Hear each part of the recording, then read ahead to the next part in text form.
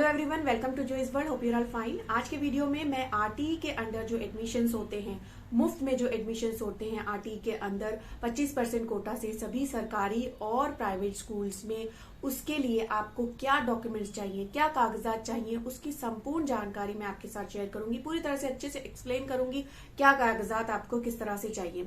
तो वीडियो को एंड तक जरूर देखें। मेरे चैनल पे नए हैं तो do subscribe to my channel और बेल आइकन को ऑल पर जरूर प्रेस कर दें ताकि मेरे वीडियोस के सारे नोटिफिकेशंस आप तक पहुंच जाएं। तो आरटीई का एडमिशन जो कि सरकारी और प्राइवेट स्कूल्स में होता है ऑल ओवर इंडिया, सारे इंडिया की सारी स्टेट्स और यूनियन टेरिटरीज में, सिर्फ जम्मू और कश्मीर को छोड़ के। जम्मू और कश्मीर में ये एक्ट लागू नहीं हुआ है, जिस वजह से वहां पे ये आरटीई के अंडर एडमिशन्स नहीं होते हैं। उसके अलावा सारे ही स्टेट्स में, इंडिया के सारे ही यूनियन टेरिटरीज में आरटीई के अंदर 25% मुफ्त एडमिशन दिया जाता है। किनको? जो आते हैं डिसएडवांटेज ग्रुप से, डीजी कैटेगरी में, जो आते हैं ईडब्ल्यूएस से, मतलब इकोनॉमिकली वीकर सेक्शन, जिनकी आर्थिक स्थिति कमजोर है, उनके बच्चों के लिए ये प्रावधान है। ये एक्ट है जिसके अंदर आप अपने बच्चों का फ्री ऑफ कॉस्ट, मुफ्त में एडमिशन करा सकते हैं और उनको ना ही कोई एडमिशन फीस देनी होती है, ना ही कोई मंथली फीस देनी होती है, ना ही उनको बुक्स पर, ट्रांसपोर्ट पर, ना ही उनको यूनिफॉर्म पर आपको कोई खर्चा करना है। ये सारी ही चीजें आपको मुफ्त मिलती हैं। तो यहाँ पर देखिए, बहुत सारे पेरेंट्स को इसकी जानकारी नहीं होती। मैंने इस पर पूरा एडमिशन प्रोसेस पर और भी वीडियो बनाए हैं, वो आप चेक कर सकते हैं मेरे वीडियोस आरटीई एडमिशन से रिलेटेड। इसकी जानकारी के अभाव की वजह से कई पेरेंट्स को पता नहीं होता है कि किस तरह से हमको करना है, कागजात क्या चाहिए। तो ये बहुत इंपॉर्टेंट है कि आपके सही कागजात हों ताकि आसानी से आपके बच्चों का एडमिशन हो सके। हर स्टेट में कुछ अलग डेट्स पर ये एडमिशन प्रोसेस शुरू होता है, जो कि फरवरी, मार्च, अप्रैल में शुरू होता है। इन्हीं महीनों में हर स्टेट की अलग अलग डेट निकलती है, अलग अलग वेबसाइट होती है। उनके जो डेट्स हैं उसके हिसाब से आपको एप्लीकेशन फॉर्म जमा करना होता है। तो देखिए, एप्लीकेशन के टाइम पर ही आपको कुछ जो है डॉक्यूमेंट्स चाहिए होते हैं। जो अर्बन एरिया में एडमिशन होते हैं, मतलब सिटीज जो हैं वहां पर जो होते हैं, तो वो ऑनलाइन होते हैं, और जो रूरल एरिया में होते हैं, जो गांव ग्रामीण क्षेत्र में होते हैं, वो ऑफलाइन होते हैं। मतलब वहां पे आपको डॉक्यूमेंट्स और फॉर्म आपको मिलेगा, वहां पे आपको हाथ से भरकर डॉक्यूमेंट के साथ जमा करना होता है। तो ये डिफरेंस है रूरल और अर्बन एरिया में। अब मैं यहाँ पे आपको क्लियरली बताऊंगी क्या डॉक्यूमेंट्स आपको चाहिए। सबसे पहले तो बच्चे का जन्म प्रमाण पत्र, बच्चे की बर्थ सर्टिफिकेट। अगर बर्थ सर्टिफिकेट नहीं है तो जो हॉस्पिटल से कार्ड मिलता है आपको जन्म के टाइम में, वो भी चलेगा। आंगनवाड़ी का कार्ड भी चल सकता है। अगर किसी पेरेंट्स के पास जन्म प्रमाण पत्र नहीं है, चाइल्ड बर्थ सर्टिफिकेट या कोई भी कागजात नहीं है जन्म से रिलेटेड, तो फिर वहां पे भी एडमिशन डिनाई नहीं कर सकती स्कूल। एडमिशन आपको मिल जाएगा। आपको एक एफिडेविट बना के देना होता है पेरेंट्स को, डेट लिखनी होती है उसपे कि इस तारीख को बच्चे का जन्म हुआ और इस साल में हुआ। तो उस डेट, क्योंकि डेट ऑफ बर्थ क्यों इंपॉर्टेंट होती है, बच्चे को सही क्लास अलॉट करने के लिए।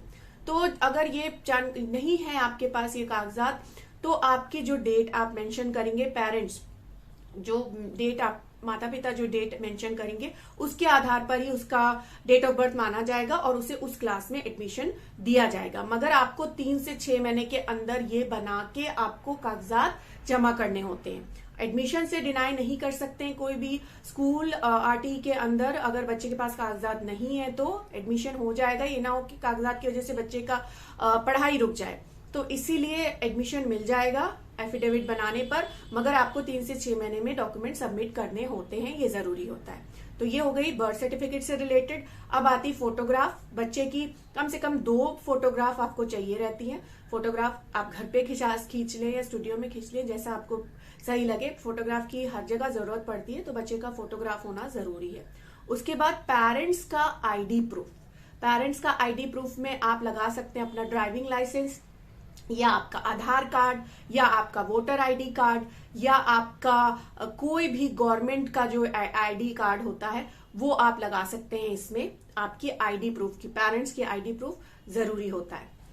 उसके बाद आपको लगेगा जाति प्रमाण पत्र। जाति प्रमाण पत्र, कास्ट सर्टिफिकेट। अगर आप SC, ST या OBC कैटेगरी के तहत अपना बच्चों का एप्लीकेशन फॉर्म भर रहे हैं तो आपको कास्ट सर्टिफिकेट, जाति प्रमाण पत्र जरूर जमा करना होगा। उसके बाद आय प्रमाण पत्र, इनकम सर्टिफिकेट, आपकी आय आर्थिक स्थिति कमजोर है, उस श्रेणी से आप भर रहे हैं, EWS कैटेगरी से भर रहे हैं, तो आपको अपनी आय प्रमाण पत्र देना होगा कि हमारी आय इतनी है।